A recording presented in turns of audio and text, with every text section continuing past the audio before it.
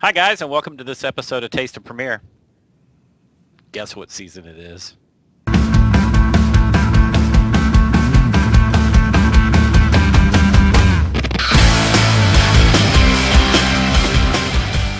Hey guys, and welcome to the show. We've got a pretty cool one today. I've got Stephen Mathews with us, and Stephen is a DSE. In fact, he's my DSE. He works with me on NASA and FMC. And he's a friggin' PowerShell genius. And it's our pleasure to have him. Stephen, how you doing, buddy?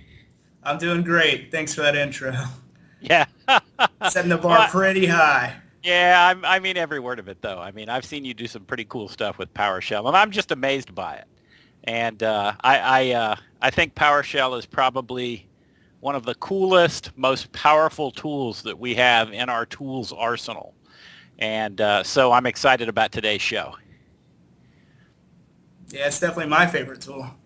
Yep, absolutely. Okay, so talk to us a little bit about what you're going to show us today.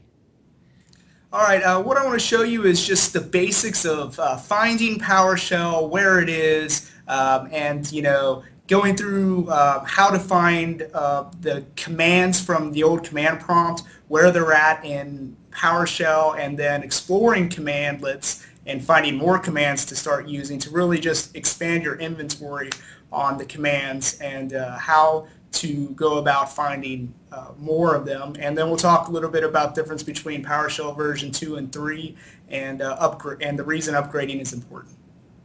Awesome. All right, well, let's kick it off. Let's get started.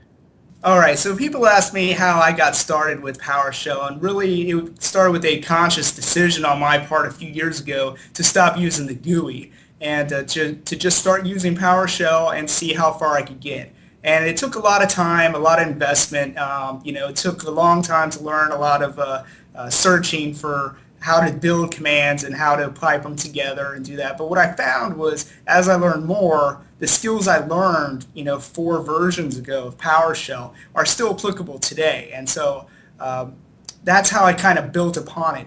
And one of the first points when I realized I got pretty good at it was I was working with a Linux engineer. We shared an office in another life, and a user came in to get an account created. So I opened up PowerShell, and I had the Active Directory module. I created him an account right in PowerShell. The user left, and my Linux admin, he's like, "Hey, did you create that account?" I was like, "Sure did." And he goes, "Why?" He's like, "How? I didn't see you open the GUI." And I said, "I use PowerShell." And he's like, "Wow, I didn't even know Windows could do that."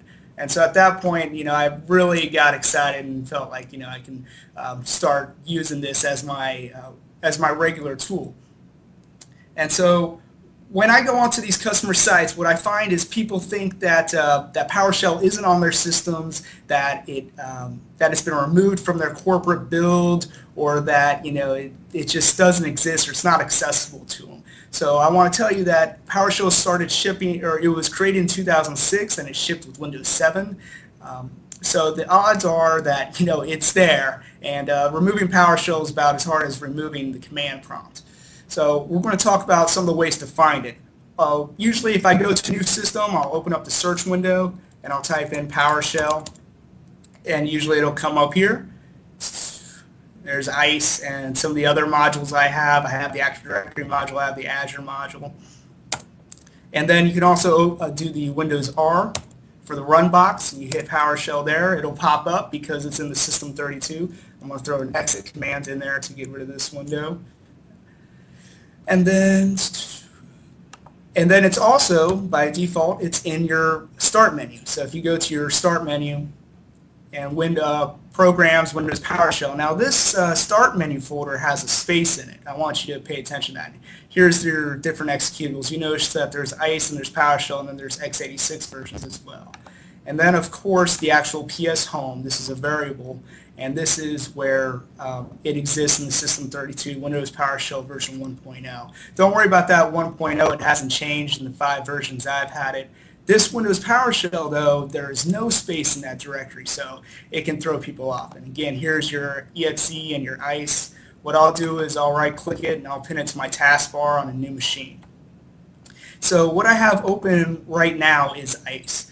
Yours may look a little different when you open it. It may look something similar to this with the command add-on on the right and the window split top and bottom. So this is your script pane, this is your output pane, and then the add-ons will pop up on the right. And this is just really, user preference. But what I like to do is I like to set it up with the script pane on the right and get rid of that command window. I'll show you how to search for commands without using that. Yours may look a little different if you have an older version. This output window may be split into two, where there's a blue window up top, which is your output, and then like a lighter white window down here, which is your prompt. In later versions, they combined it into one version here. Now, the only way you'll know that you're in PowerShell is there's this PS prompt here that prepends where you're at. So I'm going to bring up a command prompt. And so this, since I'm using ICE here, I just want to show you some things. These are all individual commands on each line, and then you'll see me highlight some, and I'll be pressing F8 or this little run button here, run selection, and that just runs line one at a time. And that's how I'm going to step through this demo. So if I bring up command prompt here, this is a regular command prompt, and you'll see that I'm in a default directory here. And if I type in PowerShell, I'm going to throw a no profile switch on there because my profile is customized. I don't want it to clear out anything. The only way you're going to know that you're in a PowerShell profile is this PS is going to prepend it. Of course, if you don't see the branding, if somebody has a script that starts with command, opens PowerShell, and does a clear screen, you won't know that it's running in PowerShell unless you see that PS. So I'm going to throw the exit command in there, which is the same command that the command prompt uses. And so, exit's a nice familiar command from the command prompt days. What that is that's actually an alias, and the aliases are how you're going to find out what commandlets to start using to replace your old DOS commands. So Hey, hold on just a second. I noticed you're doing something really cool there, and that is you're clicking on things that are defined in the scripting window, and it's actually bringing up items in the command prompt window. Like you just clicked on get alias, and it automatically got all of the aliases and displayed them in the PS window and in the command prompt window. Yeah, so these are all individual. These are all commandlets. The blue are commandlets. This earthy color here, this maroon, is strings. Your red or orange is your environmental variable. So that's one of the nice things about ICE is that it's color-coded like that, so you know where you're at. And so each one of these lines executes as a one-liner, as they say. And usually I'm pressing the F8, which automatically highlights it, throws it over to the output, and it runs the command. Yeah, so if you were to click on get command, would we see all the commands? Yep, yeah, you will. I'll get there. That's awesome. Yep. All right, so now going back to the aliases here, this shows you that these are the shortcut. The aliases are a shortcut, so you don't have to type out the entire commandlet. So some of the ones should look familiar here. dir, which is actually get child item, so you're only typing 3 letters as opposed to that whole command. And then you got set, which is the old, how to set variables in the command environment. That's actually now the aptly named set variable. One I want to point out here in particular is this little one-line script here. I found all the aliases that have that resolve to remove item, and you can see 1, 2, 3, 4, 5, 6. There's 6 aliases that all resolve to this one command. So PowerShell has done a lot with their commandlets to reduce the number of commands you have to remember. So that's how I want you to start expanding your commandlet inventory. And now if you want to find all the commandlets that you have once you get comfortable with the aliases, because that's what this is all about. I want you guys as admins to be as comfortable in PowerShell as you are in the command prompt and DOS and bash scripting, because this is the standard of our command-based administration. So now get command is going to go through, and it's going to go through all the modules that I have on my system, and I'll put all the commands. And you look here on the right, it's kind of cut off. These are your source. This tells you what directory or what module is loaded from. So beginning was Azure, some DHCP, DNS, some of the other modules that I have loaded on my system. And I'm going to go ahead and cut that off because, as you can see, we're only in the D's. It's got a while to go. To stop it, Control-C, that's your stop, or you can press this little red button while it's running. The only way, and down here on the left, that's where you'll know what the status of your script is. And of course, if you got the prompt. If the prompt's not there and it's saying stopping, you just got to wait until it's done. So now we want to see, what modules we have available. So now the get module list available is going to search my system again, but it's just looking for the modules. And the modules are what holds all the commands. Say there's a module that you have on another system that you don't have on this system, and maybe you're in an environment where you can't download things directly from the internet, and it's just you have to go through a lot of paperwork to do that. You can actually copy modules from one system to another. So you go to an area, a system that has the module you want, such as like this Azure module here. And let's see here. It didn't pop up what I was expecting it to do. Let me import the module and make sure it's loaded. So importing a module is how you load all the commandlets from a module into your session. In later versions of PowerShell, it should load those automatically when you run a command, and it finds the module in there. It usually does that on the back end, but sometimes you have to manually do it. So now that I got the module in there, now I'm using the up and down arrow that shows that's your history of what you type. It's not going to show up anything that you run from the script. So let's go ahead and run that command again from the script. And so what the get module does is it gets all the information for that module. It doesn't get the commands, but just the properties of that individual module. And then I did a select object, which would show me all the properties that are available to it. And I know I want to look for the path. So this module path right here is under my Windows System 32 PowerShell version 1.0 modules right there. So you could copy the root folder of that Azure, and copy that folder to another machine and put it in their modules folder. And when you do a get module list available, it'll be there and you can import it. And that's how easy it is to move modules around machines. So do all modules end with PSD1? Is that the... They should, and most do. However, there are some modules that are just functions, that are really advanced functions, but they call them modules. They could be manifests and even aliases, depending on just how they're built. But the properly built ones should end with a PSD1.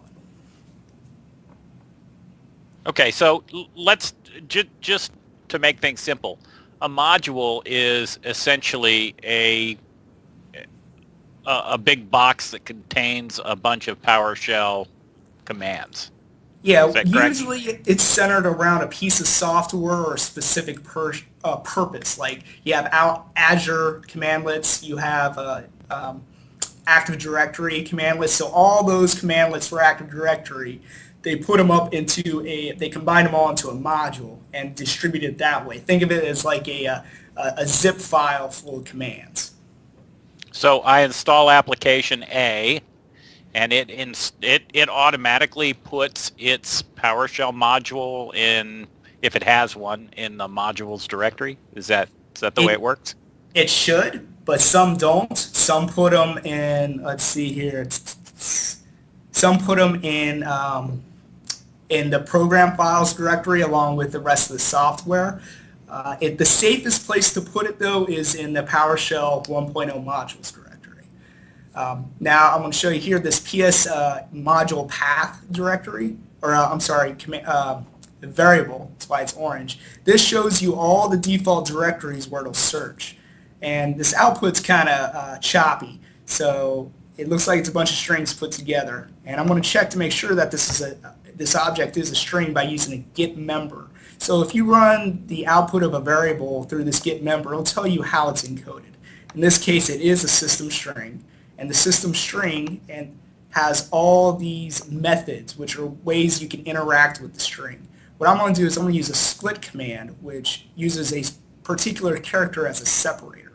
And in this case, it's going to be the semicolon.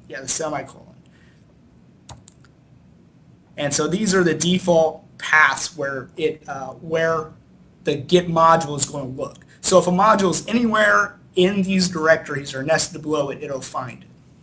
And you can edit this. You can add your own paths to it as well. Like this command right here, I'm doing a plus equals operator, and I'm adding my own directory, and I'm throwing the semicolon in there to prepend it to make sure that it formats correctly with the rest of it. And then I run it again, and now there's that C program files in there, just the root of that. All right. So cool. So now we're going to go on to I want to show you the commands that are in the module Azure. So I had an issue where I was trying to convert I was trying to upload my VHDs to Azure because I was using my cloud subscription there, and I couldn't find the command to convert my VHDXs to VHDs before I uploaded it. And I was doing this git command module Azure. I couldn't find the convert, couldn't find it. It's because it's not in this module. It's actually in the Hyper-V module.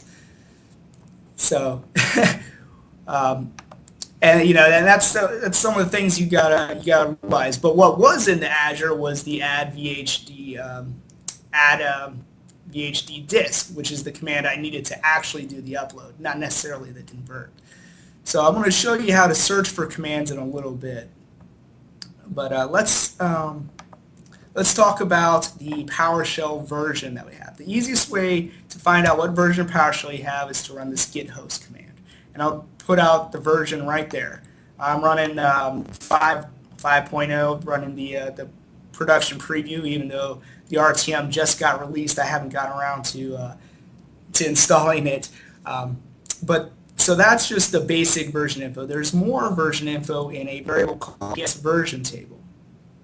And there's this particular commandlet that will show you what will allow you to interact with the variables. But I'm not going to tell you what it is. Let's do a search and see if we can find it.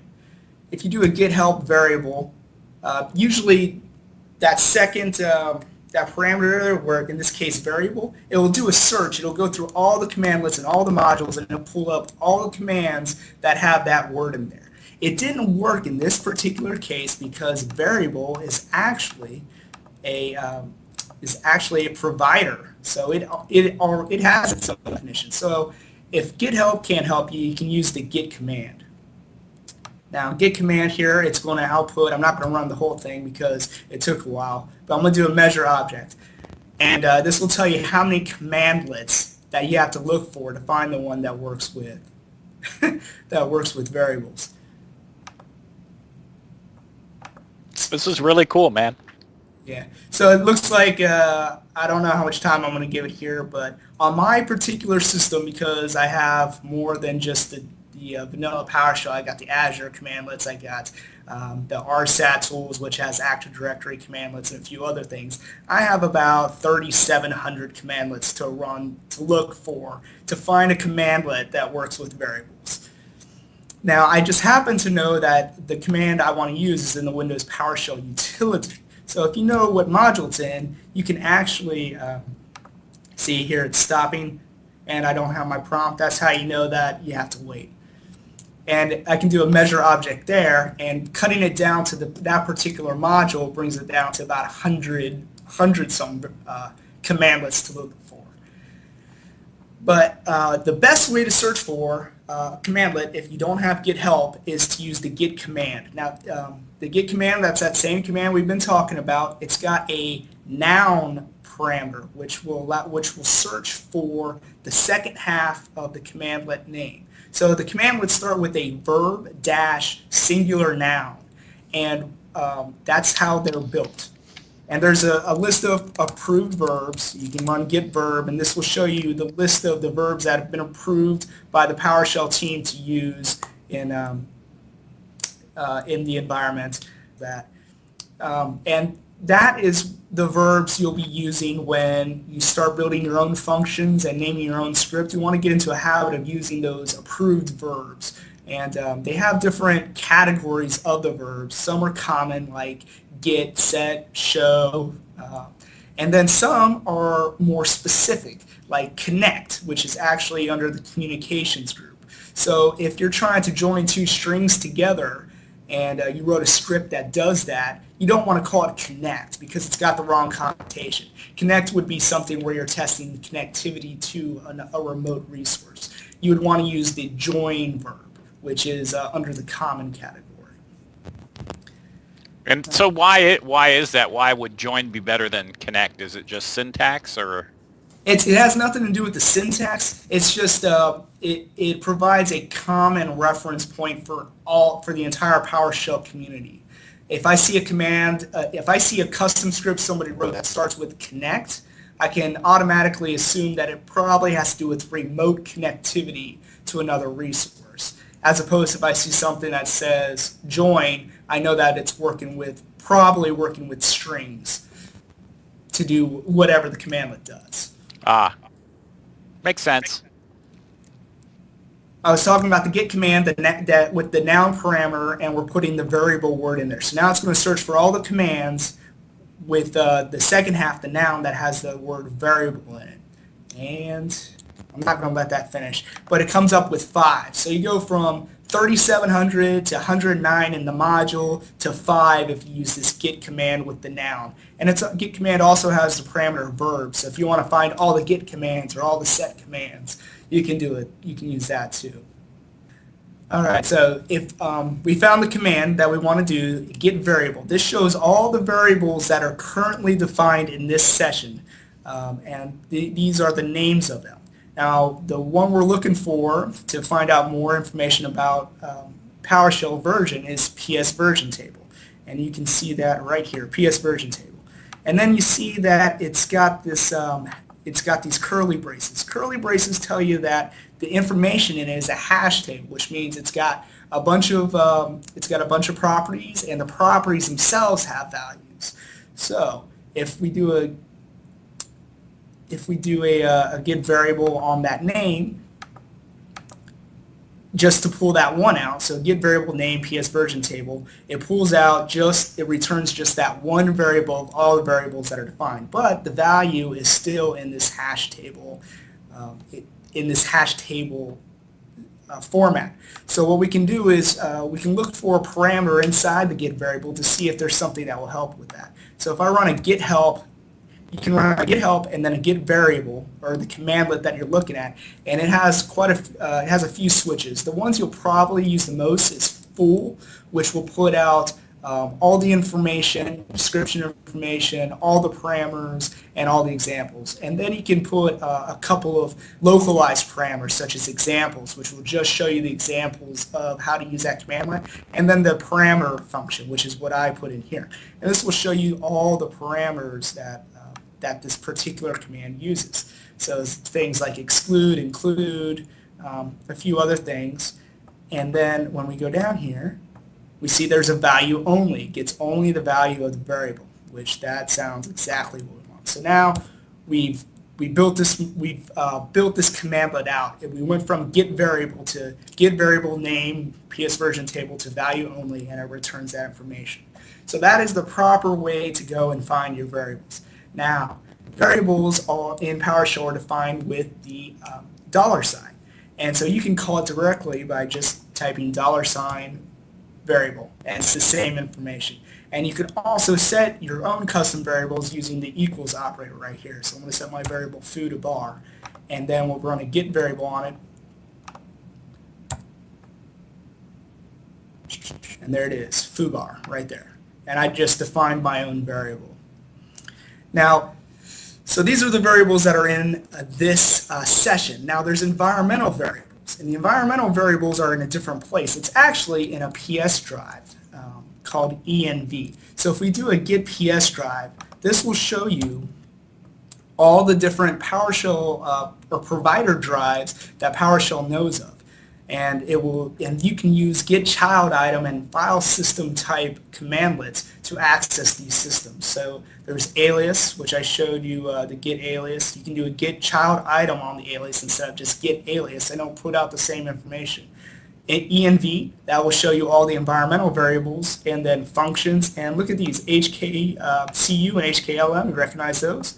Those are registry entries. So you can actually search the system from PowerShell command prompt. You can search the registry. And so let's take a look at the environmental variables. env colon, and this will put out all the environmental variables of this system. And this will put out the same information that's in the old set command for DOS. For commandlet, or for a command prompt. Yeah.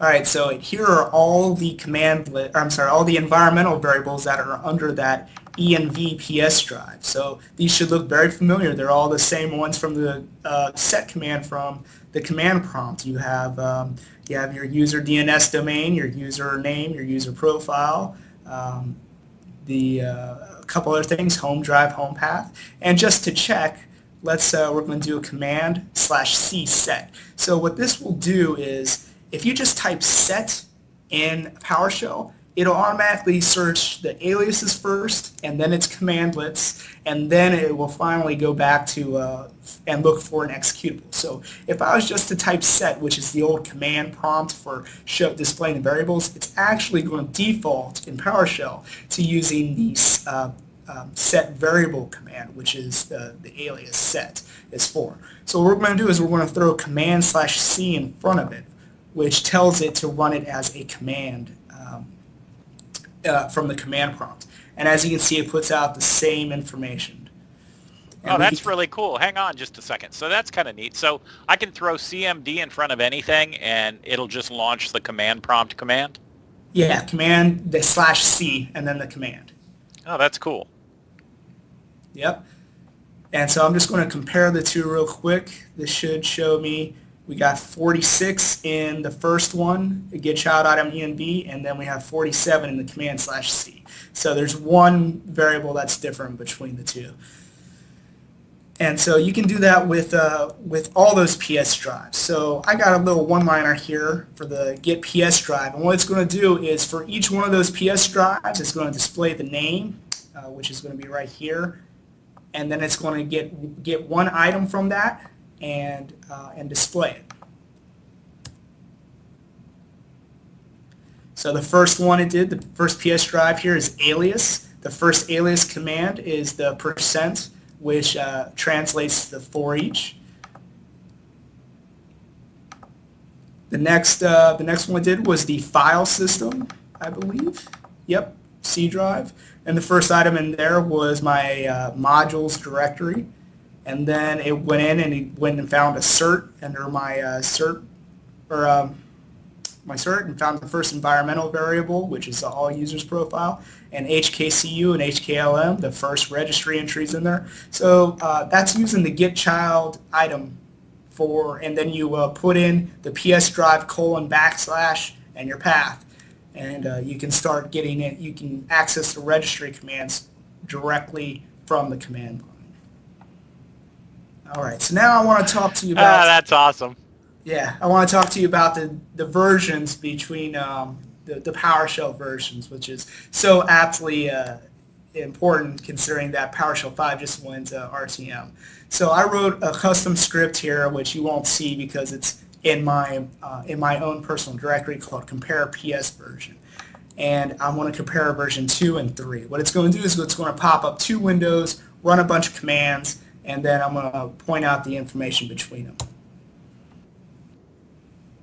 All right, so on the left here, I have a separate PowerShell window, which is running version 2. And on the right here, I couldn't get my version 3 to start, so this is actually my ICE PowerShell, which is version 5. So I would just want to point out the difference here. You can tell that this is running version 2, and I specified that with the start command PowerShell, when you start PowerShell, you can throw a couple switches on. I showed you the no profile before.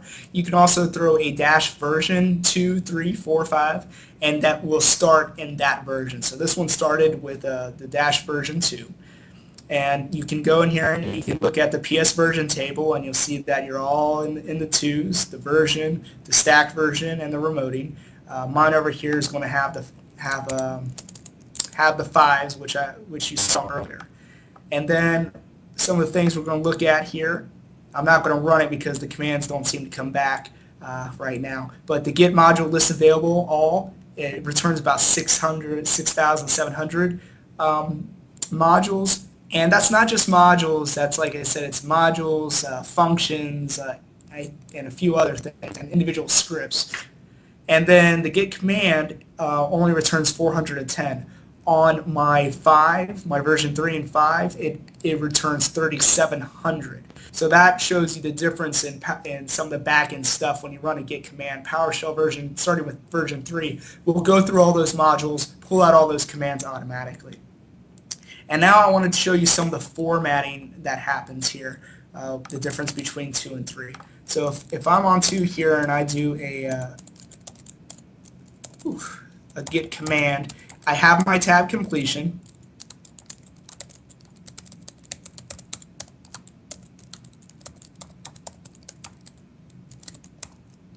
And I have tab completion for the property too. And I know the property I want to use is count, but count does not tab complete, so I have to put that in manually. Now, starting with version 3, you get the color-coded this color-coded syntax. So if I start typing over here, it's like a light blue. Yeah, it's a light blue. Measure object, and then select object. Yeah, these are all commandlets, so they're all blue. But when I get to the property, you'll see that it turns yellow in this particular instance. And my tab complete's not working right now. You can see it running down here. It does a combination of IntelliSense and tab completion, so sometimes it takes a little bit of time for it to figure out exactly what it's trying to do. So there's my tab completion. And the other thing that's interesting in ICE is it also tab completes the actual property names that are available. So I can just do tab, and it will automatically show me all the available properties, which you don't get in PowerShell version 2. And so the other thing here, actually let me kill that. I don't want that to run. If you see how in my command here, my measure object isn't capitalized, if I go back and I hit tab, it will automatically capitalize that, but it gets rid of the rest of my command, which, you lose all that writing. When you get to PowerShell version 3, it keeps that information. It will make the edits and capitalize measure object in this case, but it will keep the rest of the line. So that's some of the formatting changes that are different. Some of the other things that are different are there's hidden parameters and switches that get added to commandlets that you don't see. So get child item, if it's a dir for a directory, there's a dash hidden switch in the newer versions. I don't know where it changed, and it will only return the hidden files. All right, and as you can see with the get child item, the dash hidden switch didn't exist on the PowerShell version 2, whereas here on my version 5, I do have that switch. So they're constantly upgrading the modules and the commandlets themselves, and you won't find that hidden switch in the help or the online help either. So it's important to keep up to date as much as you can while people are out there building scripts for their modules and stuff, to make sure that you're up to date and you're not trying to run a script that has an unknown dependency on a variable or switch parameter that came in an updated commandlet. Yeah, so that's cool. So hey, let me ask you a question. What version of PowerShell ships with Windows 10? So PowerShell version 2 shipped with Windows 7 and 2008 R2. PowerShell 3 shipped with Windows 8.1 and Server 2012. Okay. All right, but And we're so in now like with the Windows as a service, with the updates, you should have an up-to-date PowerShell once you go to Windows 10 because it should just come as a Windows update. okay, and so that'll bring you up to 5? It could, yeah. I didn't actually do any updates. I started with an 8.1 computer, and then when we migrated it to 10, I started getting the updates, and I'm up to PowerShell version 5 now. Okay. All right. Well, that's cool. All right. Well, so this is really interesting stuff. I want to remind everybody that really today all we're doing is just kind of showing you the interface, showing you some basic commands, showing you kind of what some of the differences are between the different versions of PowerShell. You can catch everything, go back and watch it again, but it's not critical. We're going to have Stephen back, and he's going to actually walk us through creating some PowerShell scripts, and that ought to be really, really cool and interesting, and I just can't wait for that. Stephen, thank you for doing this for us. Yeah, it's my pleasure, and I hope to, I just want you guys to get your confidence up with PowerShell and to start using it so I can see more PowerShell scripts out in the wild. Yeah, I can't wait. I'm really excited. Let me just back up a little bit. I was on site with my customer, and Stephen came on site with my customer, and they had, 4 or 5 nagging issues that I think you came in and wiped out with PowerShell scripts in like 20 minutes. So it is a very, very powerful tool. It's amazing the things that you can get done via PowerShell, and I'm hoping, like Stephen, that everybody gives it a shot. There are a couple of books that I've looked at. There's a pretty good Learn PowerShell in 24 Hours book that I picked up at a bookstore. I'm not going to say the name because we can't give props to one over another. But really in any bookstore you can find lots of PowerShell documentation, lots of books. On the internet there's plenty of PowerShell documentation. Is there a specific site that you like to send people to, Stephen? The scripting guys. And Ed Wilson keeps that site going with multiple posts a day sometimes, so there's plenty to read. And there's mailbag items too where people ask questions and they give simple answers to common questions. Awesome. And we'll throw a page up that has that link. But if you don't want to wait for that, you can certainly just go to Bing and type in the scripting guys, and you'll immediately get a link to that site. All right, so I can't wait for episode 2 or part 2 of this. Thanks again. I really appreciate you being on. And guys, that's your Taste of Premiere.